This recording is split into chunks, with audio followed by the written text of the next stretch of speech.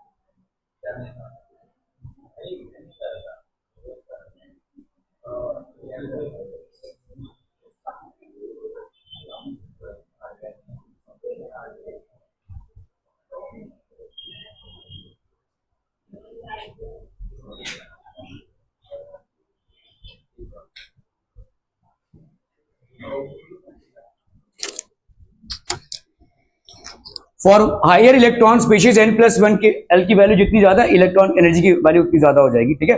Okay,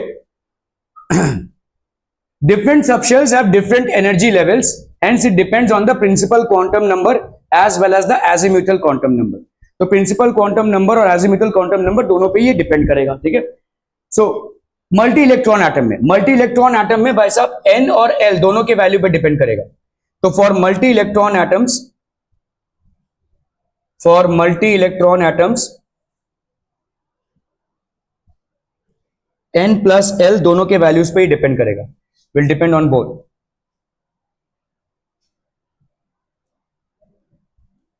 ठीक है, this is due to the mutual repulsion among the electrons in a multi electron atom. तो multi electron atom में energy level बढ़ जाता है आपका। देखो यहां पे एनर्जी क्यों बढ़ रहा है, ठीक है, जितना ज्यादा आपका केमिस्ट्री में कोई सिस्टम, जितना ज्यादा भाई साहब आपका अनस्टेबल होता जाएगा, जितना ज्यादा सिस्टम अनस्टेबल होता जाएगा, उतना ये अनस्टेबल सिस्टम है पूरा, ठीक है, उतना भाई साहब उसका एनर्जी बढ़ता जाएगा। The more a system is unstable the more will be it's energy. जितने ज्यादा इलेक्ट्रॉन्स होंगे किसी भी सिस्टम में, उतना ज्यादा भाई साहब रिपल्शन भी बढ़ता जाएगा, और जितना ज्यादा रिपल्शन बढ़ता जाएगा उतना ज्यादा भाई साहब सिस्टम अनस्टेबल होता जाएगा। ठीक है, क्लियर है? ओके, तो मल्टी इलेक्ट्रॉन सिस्टम में हो क्या रहा है, आपका इलेक्ट्रॉन्स बढ़ रहा है, और इलेक्ट्रॉन्स बढ़ रहा है तो inter electronic repulsions will increase. भाई साहब एक के बाद एक ऑर्बिटल्स हैं, उनमें भाई साहब इलेक्ट्रॉन्स हैं, लेकिन इलेक्ट्रॉन्स के चलते आपका रिपल्शन भी बढ़ता जाएगा, और अगर रिपल्शन बढ़ता जाएगा तो सिस्टम अनस्टेबल होता जाएगा। ठीक है, okay, this is due to the mutual repulsion among the electrons in a multi electron atom. For a given principal quantum number, the energy of orbitals increases as S is, तो P is greater than S, D is greater than P, and F is greater than D।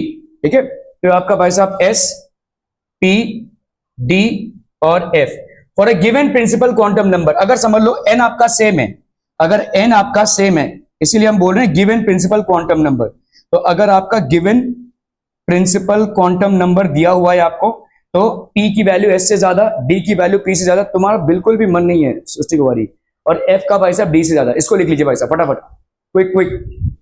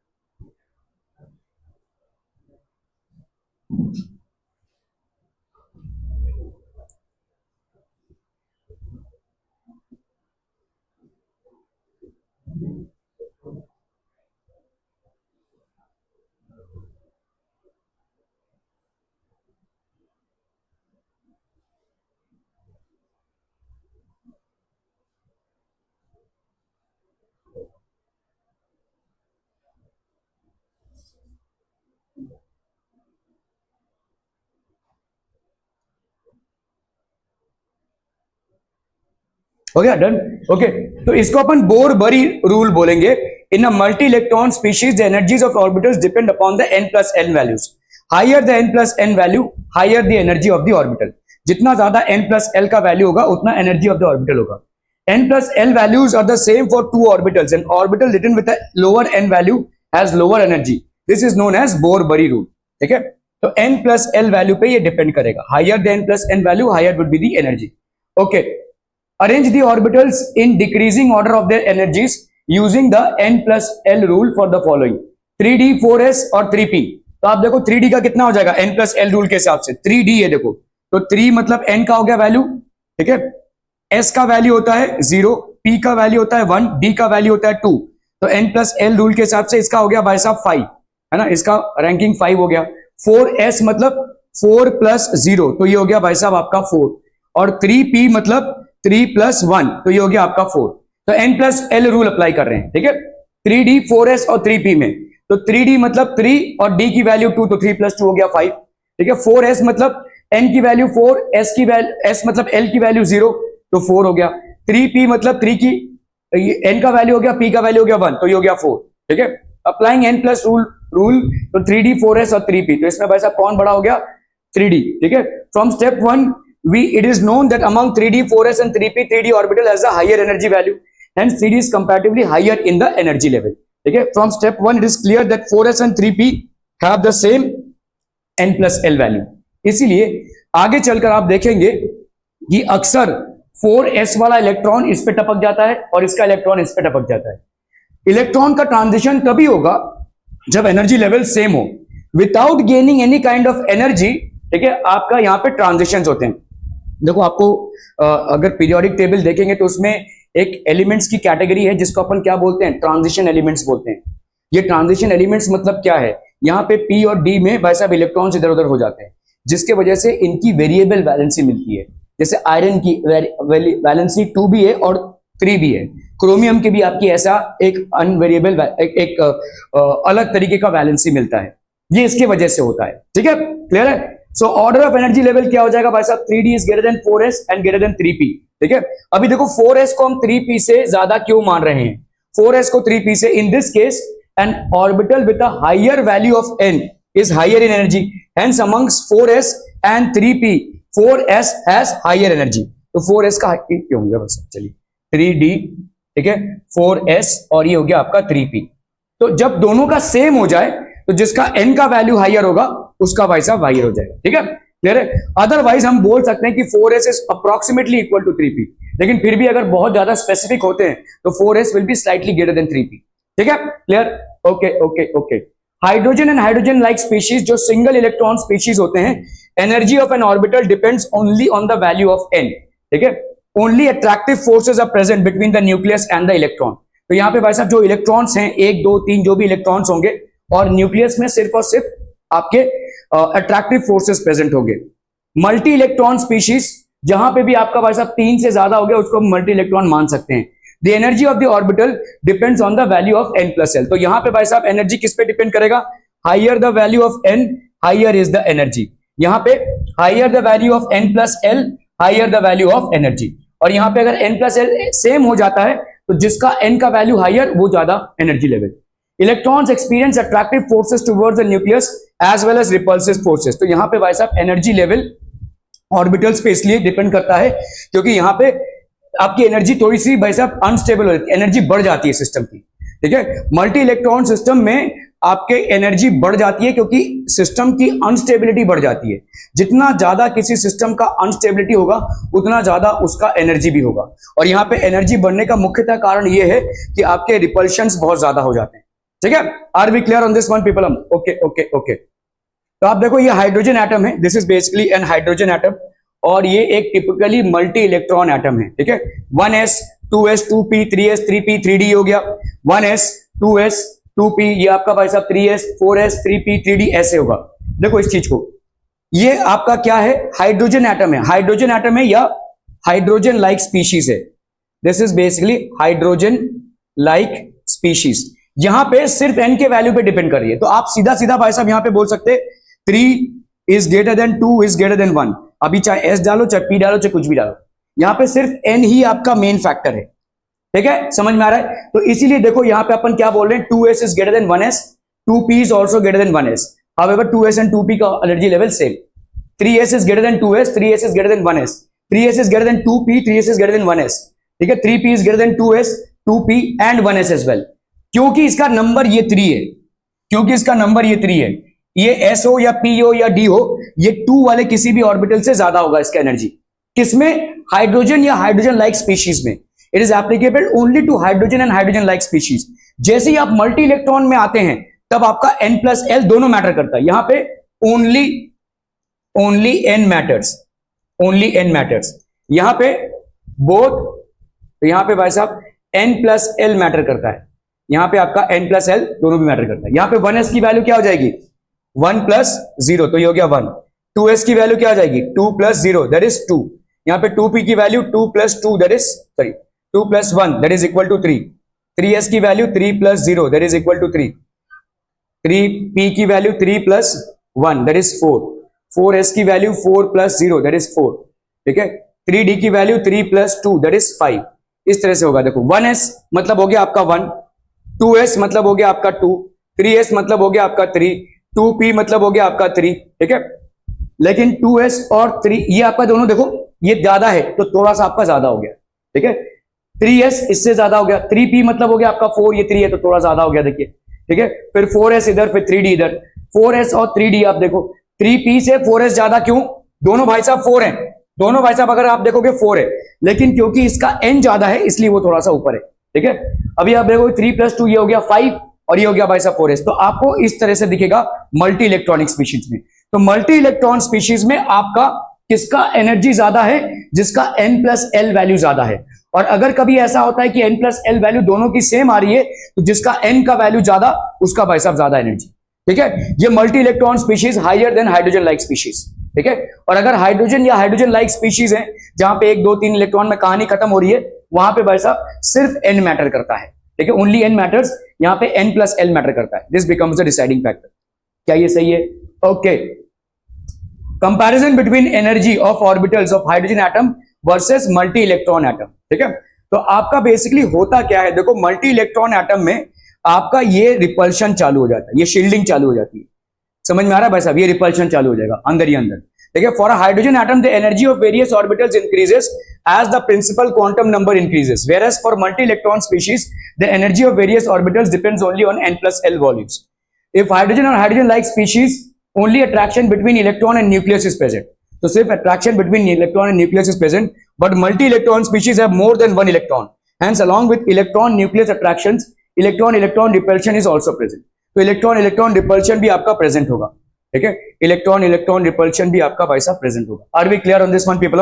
ठीक है, clear है, clear है, clear है। Repulsion attraction दोनों भी present रहेगा। Okay, which among the following option shows the energy of hydrogen atom in the correct order? Hydrogen atom है तो हाइड्रोजन एटम में क्या होगा, एन रूल लगेगा, एन रूल लगेगा। 3s 3p नहीं, ये गलत है, क्योंकि अगर हाइड्रोजन एटम है तो 3s और 3p दोनों बराबर हो जाएंगे, समझ में आ रहा है ये, क्योंकि वहां पे सिर्फ n मैटर कर रहा है, ठीक है। तो ये पहला ही गलत हो जाएगा, ठीक है। दूसरा वाला देखो 3s 3p 3d बराबर 4s इससे ज्यादा और 4s और 4p बार, ये वाला सही होगा, ठीक है। इस पे आते हैं, देखो ये नहीं हो सकता क्योंकि हाइड्रोजन या हाइड्रोजन लाइक एटम है तो n की वैल्यू डिटरमाइनिंग फैक्टर होगी, और यहाँ पे 3s में भी 3 है और ये भी 3 है तो इक्वल होना चाहिए। So this will not be the correct option. यहाँ पे करेक्ट ऑप्शन होता था इक्वल, ये भी इक्वल, हाँ यहाँ पे ये होगा, फिर यहाँ पे ये भी इक्वल, ऐसा होता था, ठीक है। यहाँ पे आपका होता था ये दोनों इक्वल, ये ग्रेटर है, ठीक है। चलिए ये गलत हो जाएगा क्योंकि ये 4s इससे ज्यादा होगा, ठीक है। 3s is equal to 3p, ये करेक्ट है, is equal to 3d hydrogen like atoms के लिए। This is greater then 4s, लेकिन यहाँ पे होता था आपका इक्वल क्योंकि दोनों का 4 है, ठीक है। तो ये भी आपका गलत हो रहा है, तो this is the only one which is right, ठीक है। So option C will be the correct option, ठीक है। क्लियर है, क्योंकि यहाँ पे सिर्फ n मैटर करता है। Okay, which of the following quantum numbers for orbitals in a hydrogen atom has a greater energy of electrons? greater energy of electrons किस पे हो जाएगा, किसका डिटरमाइनिंग फैक्टर होगा हाइड्रोजन लाइक एटम में, सिर्फ n का। n इज इक्वल टू 3, ये गया भाड़ में, कोई हमको मतलब नहीं है। n इज इक्वल टू 3, ये भी गया भाड़ में, ठीक है, कोई मतलब नहीं है हमको, ठीक है। hence electrons have the same energy, दोनों का सेम एनर्जी होगा। हाइड्रोजन या हाइड्रोजन लाइक स्पीशीज में l का कोई कंसिडरेशन नहीं है, तो आप सीधा भाई साहब n इज इक्वल टू 3 है, n इज इक्वल टू 3 है, तो ये दोनों का भाई साहब इसमें हाइड्रोजन दोनों का सेम एनर्जी हो जाएगा, both will have the same energy. Okay, which of the following electron levels would allow the hydrogen atom to absorb a photon but not emit a photon? Photon absorb कर सकता है लेकिन emit नहीं करेगा, ठीक है। ओके, अमंग द गिवन, तो आपका देखो 3s है, 2p है, 2s है और 1s है। 3s 2s and 2p are the ones that can absorb and emit a photon and can jump to higher and lower electron levels। देखो ध्यान से, 3s के बाद क्या आ जाएगा, 3p, फिर आएगा भाई साहब आपका 3d, ठीक है। 2s के बाद क्या आएगा, 2p, ठीक है। फिर आपका 2p है यहाँ पे, 2p ने अगर इलेक्ट्रॉन अब्जॉर्प्शन किया तो ये 3s पे जाएगा, है ना। Among the given electronic levels 3s 2s and 2p are the ones that can absorb and emit a photon and jump to higher and lower electronic levels both। देखो समझो इस चीज को, पहले क्या है 1s है, फिर है आपका 2s 2p 3s 3p 3d, भाई यही है ना कहानी, 3s तक की कहानी खत्म हो रही है, यहाँ पे 3p की जरूरत भी नहीं है, ठीक है। 1s है ये भाई साहब, ये 2s है, ये 2p है, दिस इज 3s 3p और ये 3d, ठीक है। 1s does not emit a photon, तो आपका भाई साहब अगर अब्जॉर्प्शन हो रहा है तो ये यहां से यहां जाएगा, यहां से यहां जाएगा। एमिट अ फोटोन मतलब नीचे आएगा। क्या 1s के पास पॉसिबिलिटी है नीचे आने की? It doesn't have any possibility, है ना। तो ये तीनों भी भाई साहब आपके एमिट भी कर सकते हैं और अब्सॉर्ब भी कर सकते हैं, क्योंकि अगर आप अब्सॉर्ब कर रहे हैं तो लोअर से हायर में जाएंगे।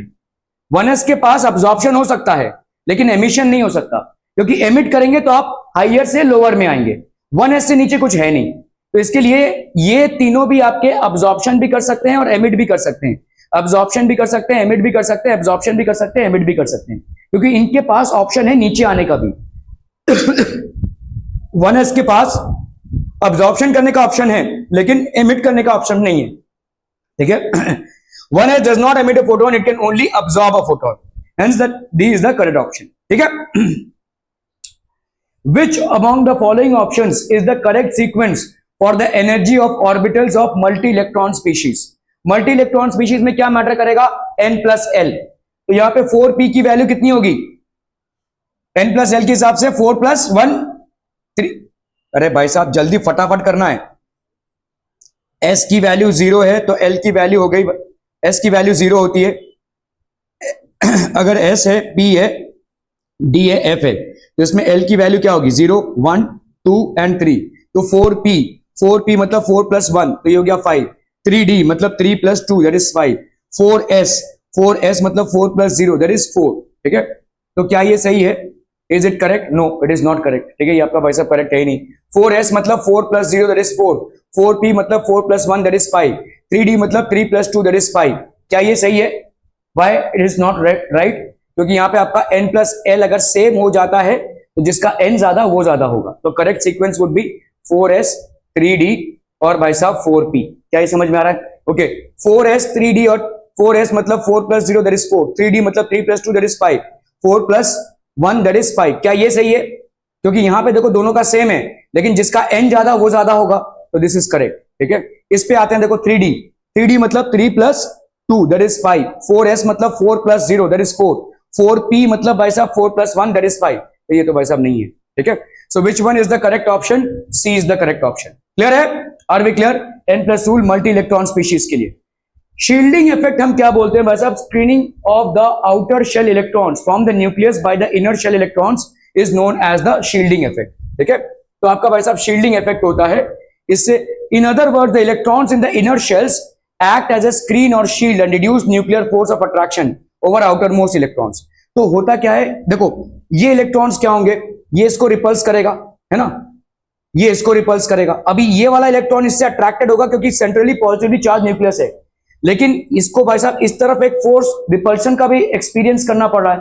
तो जितना ज्यादा दूर होता जाएगा उतना ज्यादा वो अंदरूनी इलेक्ट्रॉन से एक रिपल्सिव फोर्स भी एक्सपीरियंस करेगा। For example, on this electron there will be an attractive force by the nucleus. However, at the same time, due to the electrons which are in between, it will also experience a repulsive force. ठीक है? तो जितना ज्यादा electrons बीच में आ जाएंगे उतना ज्यादा system की एनर्जी बढ़ जाएगी क्योंकि अनस्टेबिलिटी बढ़ जाएगी, ठीक है।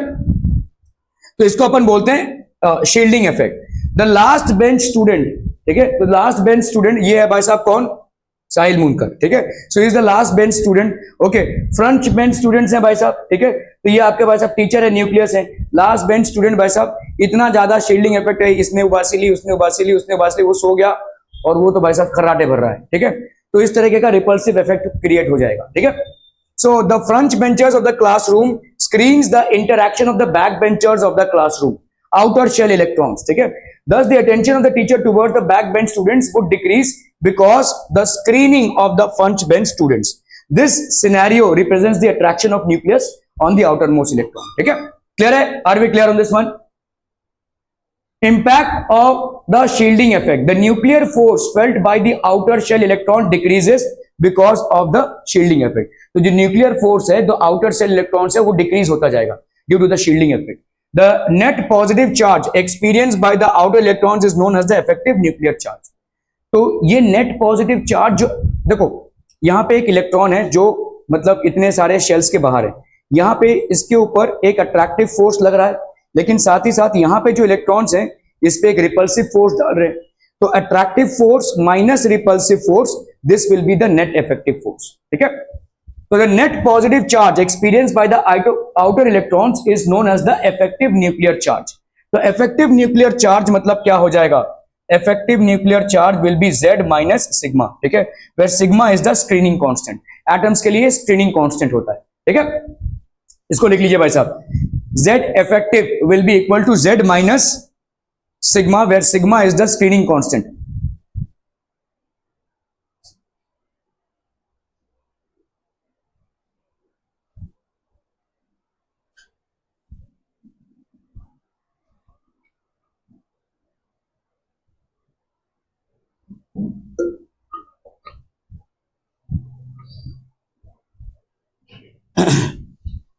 Done. Okay. The extent of shielding depends on the shell and shape of the orbital. ये depend करता है shape and shell of the orbital. The shielding effect for a subshell also depends on how close the electron in an orbital is to the nucleus. The sequence of shielding effect, तो S का भाई साहब P से ज्यादा, P से D का ज्यादा, D का F का ज्यादा, ठीक है. The shielding effect for a subshell also depends on how close the electron in an orbital is to the nucleus. The sequence of the shielding effect of orbitals is S is greater than P, P is greater than D and D is greater than F. चलिए इसको लिख लीजिए भाई साहब.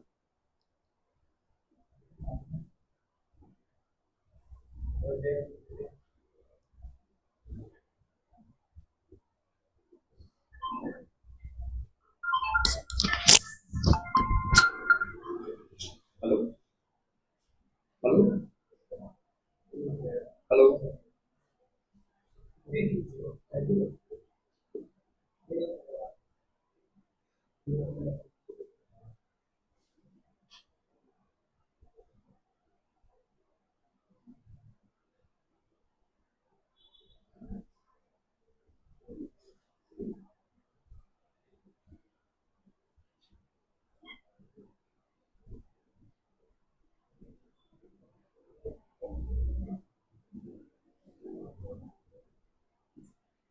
Okay, ठीक है.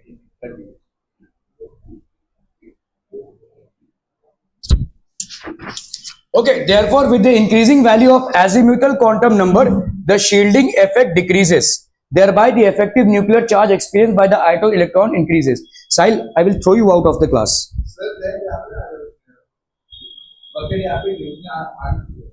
क्यों? मजाक चल रहा है?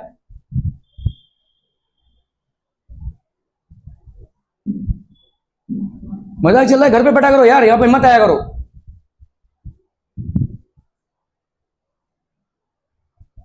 The sequence of the shielding effect of orbitals, एक पैसे का इस बैच में सीरियसनेस नहीं है, एक पैसे का नहीं है. डफर है, डफर ही रहना है. अगले साल कॉमर्स लेना है, इस ये मेंटालिटी है आपकी. क्या ही आप सीरियस हो जाएंगे? मैं 2 घंटे का क्लास रखूं, आधे घंटे का रखूं, या 5 घंटे का रखूं, your level is going to be the same. एक आदमी पढ़ाए, 2 आदमी पढ़ाए, 5 आदमी पढ़ाए, यहां पे आपको कुछ फर्क नहीं पड़ने वाला.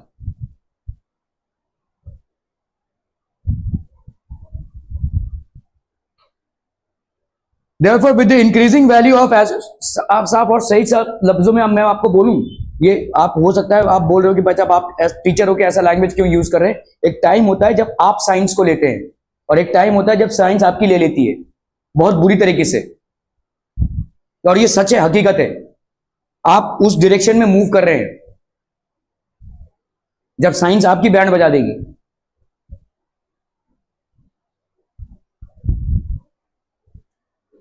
Increasing value of azimuthal quantum number, the shielding effect decreases. Thereby, आप बिल्कुल भी फोकस नहीं है. आप ये मतलब साइंस क्यों ही लिया है, चले जा रहे हैं भाई साहब. जोक लग रहा है आपको ये सब. एक मॉन्स्टर की तरह आएगा आपके पास ये. This will come back as a monster to you. तो अगर हम sequence effects of shielding effect देख रहे हैं, sequence of shielding effect is S is greater than P, is greater than D और इज ग्रेटर देन एफ. ठीक है.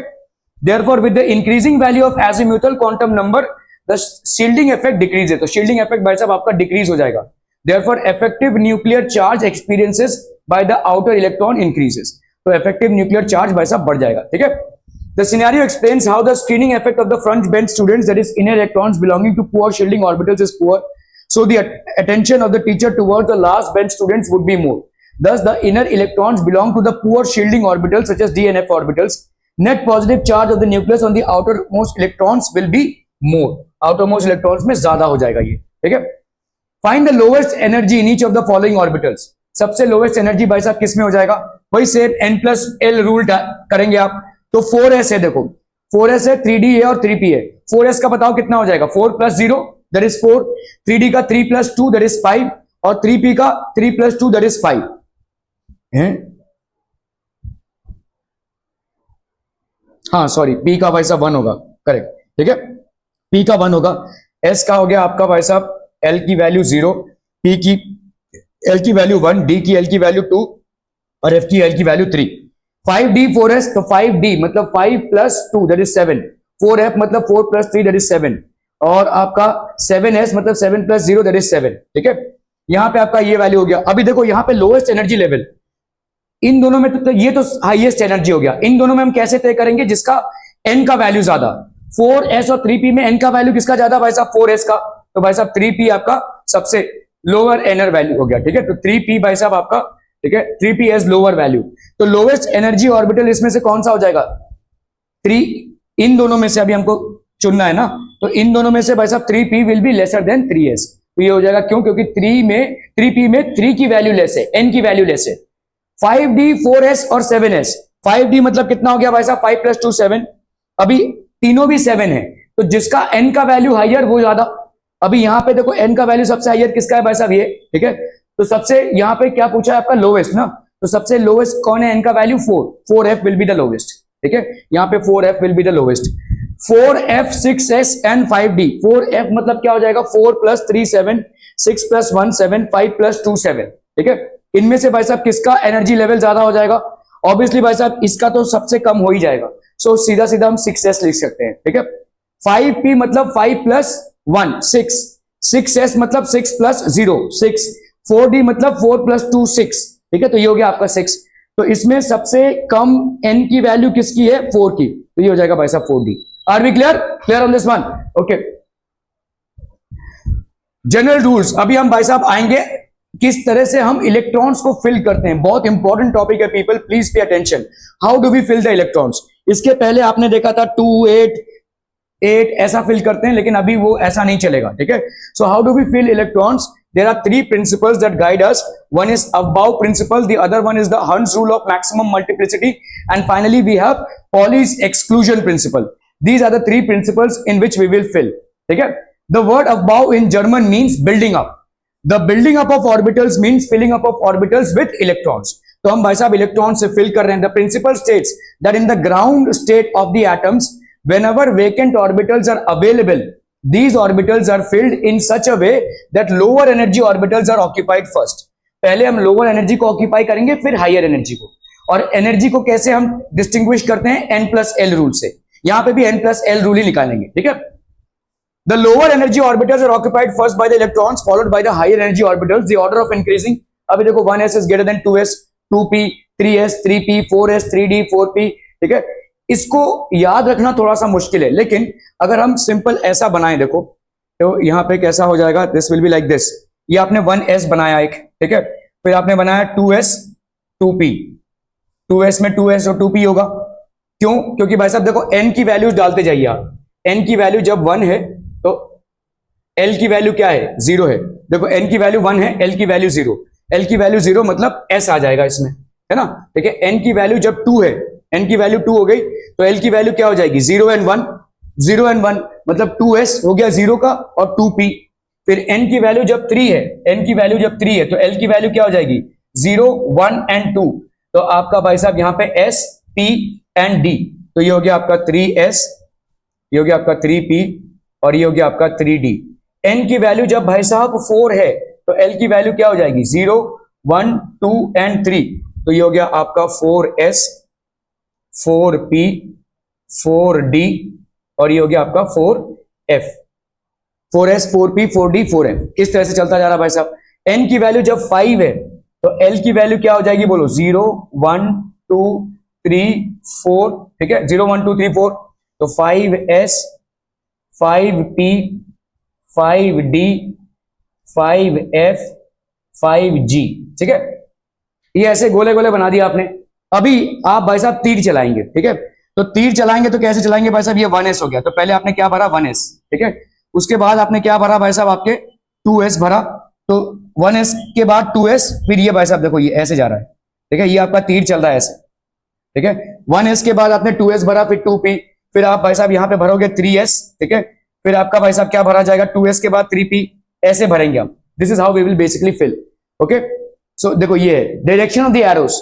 तो आप देखो यहाँ पे 1s, चाहे तो ऐसे लिख लो चाहे ऐसे लिख लो, 1s है, 1s हो गया भाई साहब ये, फिर अभी देखो ये 2s, फिर आपका भाई साहब ये आया भाई साहब 2p, फिर आपका 3s, फिर आया आपका 3p, फिर आपका 4s, फिर आपका आया भाई साहब 3d, 4s, 4p, 5s, फिर आपका भाई साहब 4d, ऐसे चलता जाएगा बस डायरेक्शन, ठीक है।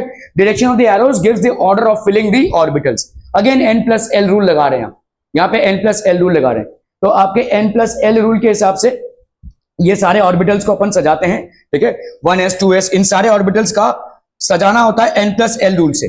1s 2s 2p 3s 3p, फिर आ जाएगा आपका 4s। देखो ध्यान से, ये 1s है, ठीक है, ये 1s हो गया, ये 2s और ये हो गया आपका 2p, ठीक है।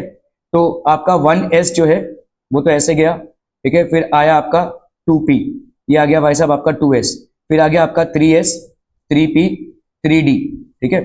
सो यहाँ पे आ गया भाई साहब आपका 3s 3p 3d, फिर आ गया आपका 4s 4p 4d 4f, ठीक है। आपको भाई साहब n+l रूल से भरते जाना है। तो पहले आप किसको भरेंगे, 1s को, फिर आप भरेंगे 2s को 2p को, फिर आपका 3s 3p 4s 3d आ जाएगा। देखो 4s को आप पहले भर रहे हैं, 3d को बाद में, क्यों, क्योंकि 4s की वैल्यू कितनी है, 4s की वैल्यू है भाई साहब कितनी, 4 + 0 दैट इज 4, और 3d की वैल्यू 5, इसीलिए 3d बाद में भरा जाएगा। समझ में आ रहा है ये, ठीक है। इसी तरह से भाई साहब या तो इस चार्ट को याद रखिए, बहुत आराम से आप इसको याद रख सकते हैं। 1s है, 1s की वैल्यू कितनी है भाई साहब 1, 2s की वैल्यू कितनी है 2, 2p की वैल्यू कितनी है 2 + 1 दैट इज 3, 3s की वैल्यू कितनी है 3 + 0 दैट इज 3, 3p की वैल्यू 3 + 1 दैट इज 4, 4s की वैल्यू 4, लेकिन ये इससे ज्यादा क्यों, क्योंकि इसका n वैल्यू ज्यादा है। 3 + 2 ये हो गया आपका 5, 4p का वैल्यू कितना हो जाएगा 4 + 1 दैट इज 5, लेकिन क्योंकि इसकी n वैल्यू ज्यादा है इसलिए इससे ज्यादा है, ठीक है। 5s मतलब 5 + 0 दैट इज 5, लेकिन क्योंकि भाई साहब इसकी n वैल्यू ज्यादा है इसलिए इससे ज्यादा है, ठीक है।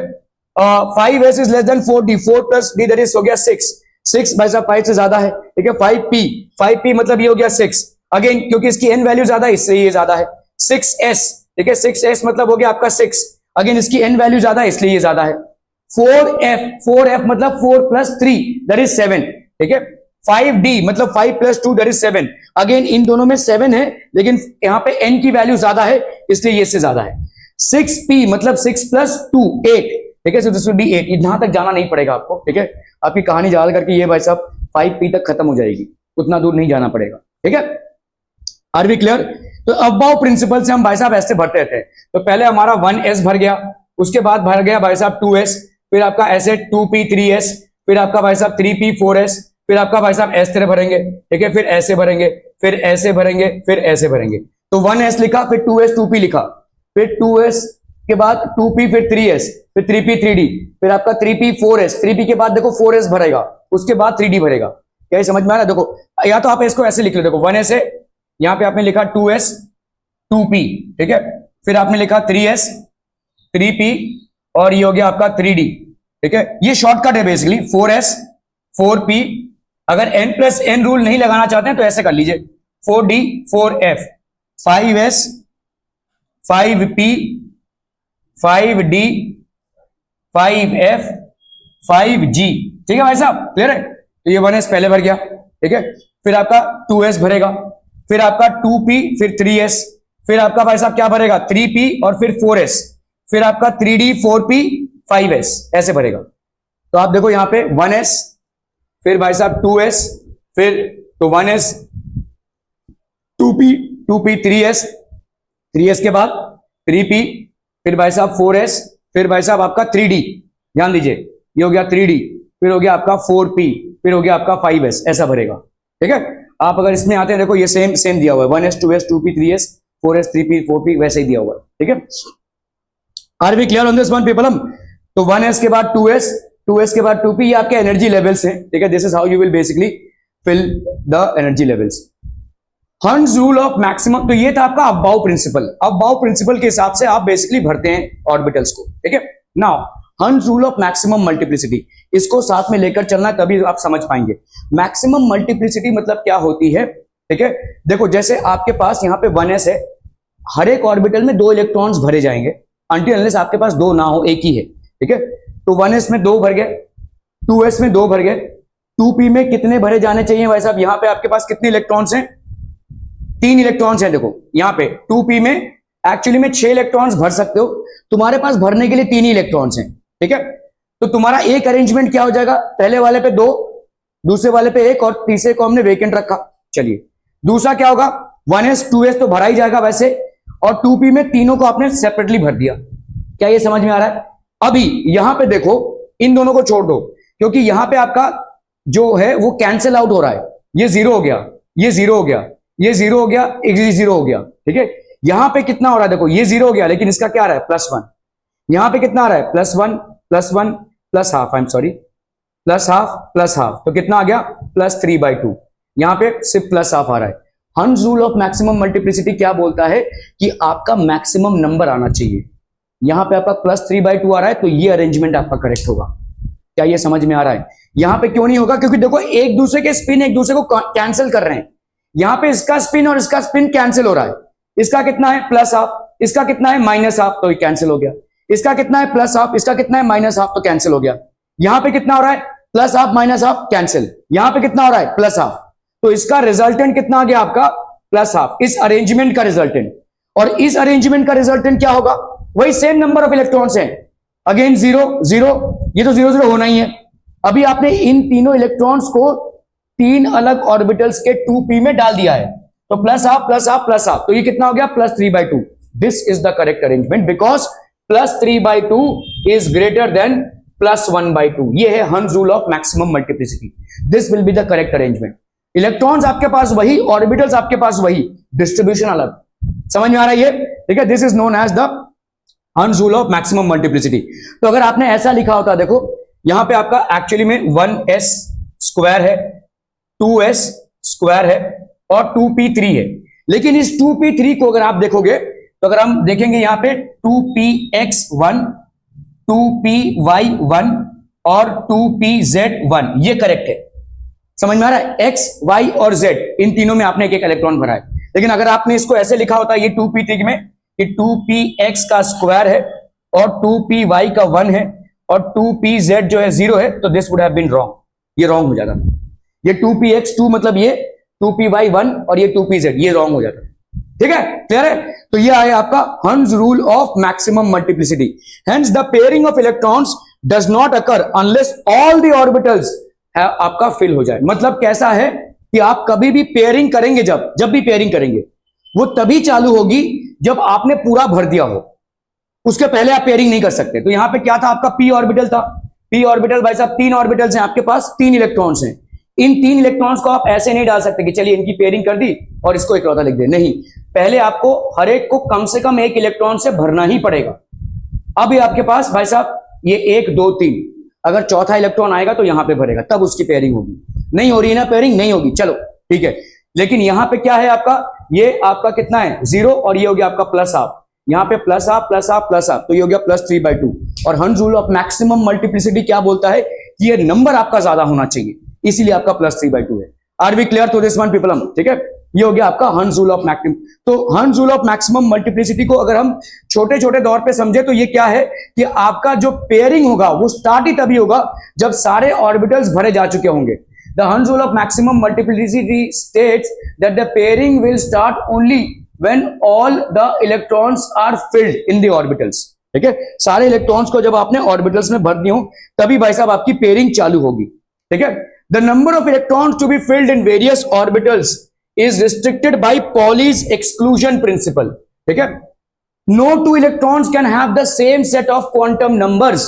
मतलब क्या है कि भाई साहब चलो अगर समझ लो n 2 इलेक्ट्रॉन्स की एक एटम में सेम हो गई, L की वैल्यू भी चलिए सेम हो गई, M की वैल्यू भी चलिए सेम हो गई, S में भाई साहब डिफरेंस आ जाएगा, एक का +½ आ जाएगा और दूसरे का -½ आ जाएगा। ठीक है, तो पॉलीज एक्सक्लूजन प्रिंसिपल क्या बोलता है कि कोई भी 2 इलेक्ट्रॉन एक एटम में सेम एड्रेस के साथ नहीं आ सकते।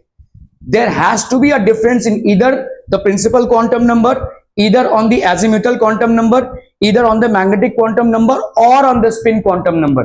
मतलब n, l, m या s किसी एक में कहीं ना कहीं डिफरेंस होगा, किसी एक में कहीं ना कहीं डिफरेंस होगा ही होगा, ठीक है. So no two electrons in an atom can have the same set of 4 quantum numbers. Only 2 electrons can exist in the same orbital and these electrons must have opposite spin. तो इनका भाई साहब opposite spin बनता है. Clear है भाई साहब? Are we clear on this one people? Okay. So according to Pauli's exclusion principle, 2 electrons can have the same value of 3 quantum numbers, that is n, l and ml, but must have the opposite spin quantum numbers. तो अगर समझ लो ऐसा हो भी जाता है कि ये तीन आपके सेम हो गए तो यहां पे भाई साहब डिफरेंस आ जाएगा. There will be a difference in this. Clear? Are we clear on this one people? ठीक है. तो ये आपका हम पढ़ेंगे. तो हमने देखो यहाँ पे जो जो चीजें पढ़ी है उसको थोड़ा सा याद रखिए. अबाव प्रिंसिपल पढ़ा है जहां पे n प्लस एल रूल पढ़ा. n प्लस एल रूल जो है वो आपके हाइड्रोजन n रूल एप्लीकेबल होता है hydrogen and hydrogen like species पे. हाइयर इलेक्ट्रॉन स्पीशीज पे n plus L rule applicable होता है और n प्लस एल रूल के हिसाब से आपका अबाव प्रिंसिपल होता है. अबाव प्रिंसिपल में क्या है 1s 2s 2p ऐसे पहले 1s को भरेंगे फिर 2s को फिर 2p को ऐसे भरते जाएंगे. ये हो गया आपका n प्लस एल रूल से अबाव प्रिंसिपल. फिर आता है आपका भाई साहब hertz rule of maximum multiplicity in which अगर हम उसका क्रक्स निकालें तो ये है कि आपके अगर 3 ऑर्बिटल्स हैं तो 3 ऑर्बिटल्स में पहले एक एक इलेक्ट्रॉन्स को आपको भरना पड़ेगा फिर बाकी के इलेक्ट्रॉन्स को आप भरेंगे. ऐसा नहीं कि 3 में 2 को इधर एडजस्ट कर दिया और उसको एक को इधर. This is not possible. ठीक है. फिर आता है आपका Pauli's exclusion principle. Pauli's exclusion principle के हिसाब से no 2 electrons in one atom of an element can have the same set of 4 quantum numbers. There has to be a difference minimum in one of the quantum numbers. Maximum difference तो चारों में हो सकते हैं लेकिन minimum एक में तो डिफरेंस रहेगा ही रहेगा. Are we clear to this one people? हम समझ में आता हम कि नहीं? बहुत बढ़िया भाई साहब. स्टेट बोर्ड जाइए, सीबीएसई भाई साहब अय्याशी कीजिए.